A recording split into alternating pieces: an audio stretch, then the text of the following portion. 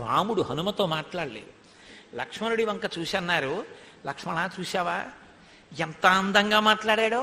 సుగ్రీవుని యొక్క సచివుట్ట, మంత్రిట, వాక్యజ్ఞం, తను మాట్లాడుతున్న మాట యొక్క అర్థాన్ని తాను బాగా తెలుసుకుని మాట్లాడినటువంటి వాడు, ఆ మాట మధురమధురంగా మాట్లాడినటువంటి వాడు.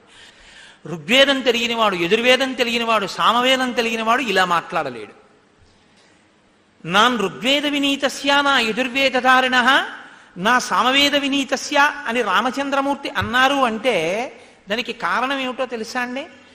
ఈయన కనపడుతున్నటువంటి నా నరస్వరూపము వెనక ఉన్నటువంటి తేజస్సుతో కూడినటువంటి అసలు రహస్యాన్ని, అవతారాన్ని తెలుసుకోగలిగినటువంటి వాడు.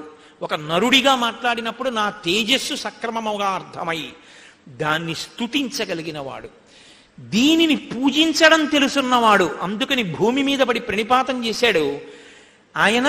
ప్రణిపాతశ్చ అంటే మీకు గొప్ప పూజ్యభావన కలిగితే ఇక భూమి మీద మెల్లగా వంగి మోకాళ్ళు ఉంచి చేతులు ఉంచి పడకుండా అబ్బా ఏమి పూజనీయులైపించి మీరు పడిపోయారనుకోండి, దానికి ప్రణిపాతం అంటారు. హనుమ ప్రణిపాతం చేశారు.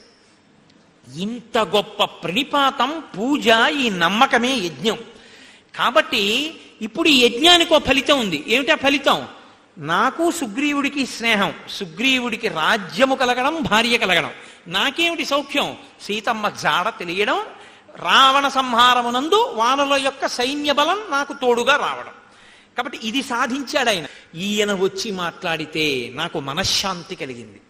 ఈయన యథార్థమును ప్రతిపాదిస్తున్నాడు. నేను సుగ్రీవుడితో స్నేహం చెయ్యాలని వెతుకుతున్నాను, సుగ్రీవుడితో స్నేహం చేసుకోండి అని తనే వచ్చాడు సుగ్రీవ సచివుడు. కాబట్టి నా మనసుకి సౌఖ్యము శాంతికి కారకమయ్యాడు. కాబట్టి లక్ష్మణ అతిగా కదలకుండా చక్కగా మాట్లాడుతున్నాడు. ఇన్ని తెలిసుండి మాట్లాడుతున్నాడంటే ఇలా మాట్లాడగలిగినటువంటి వాడెవడున్నాడో అటువంటి వాడు మంత్రిగా కలిగినటువంటి ప్రభువు ఏ కార్యాన్నైనా సాధించగలడు.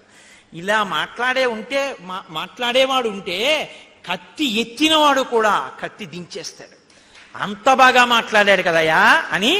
ఏవం విధో యస్య దూతో నభవేత్ పార్థివస్యతు సిద్ధ్యంతి కథం తస్య కార్యాణం గతయో నఘ. ఇటువంటి మహానుభావుడు సచివుడుగా ఉన్నటువంటి వారి కార్యం తప్పకుండా నెరవేరుతుంది. మనం ఇవాళ ఈ హనుమతోటి సమాగమం, ఈ హనుమని మనం కలుసుకోవడం మన అదృష్ట హేతువు అని రామచంద్రమూర్తి సంతోషించారు.